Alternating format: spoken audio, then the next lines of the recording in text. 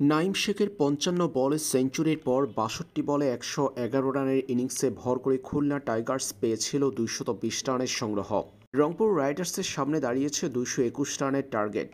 আর এই টার্গেট তাড়া করতে নেমে রংপুর রাইডার্স তুলেছে কেবল ১৭৪ রান, যার ফলে ৪৬ রানের জয়ে ম্যাচটা রাঙিয়েছে খুলনা টাইগার্স। টানা চতুর্থ হারের তেতোস্বাদ পেয়েছে রংপুর রাইডার্স। এই জয়ের মধ্য দিয়ে ১১ ম্যাচ শেষে খুলনার পয়েন্ট দাঁড়িয়েছে ১০। পরবর্তী ম্যাচটাই তাদের প্রতিপক্ষ ঢাকা। সেই ম্যাচে ঢাকাকে হারাতে পারলে রাজশাহীকে টপকে শীর্ষ ৪-এ উঠে যাবে খুলনা টাইগার্স, নিশ্চিত করবে প্লে অফ।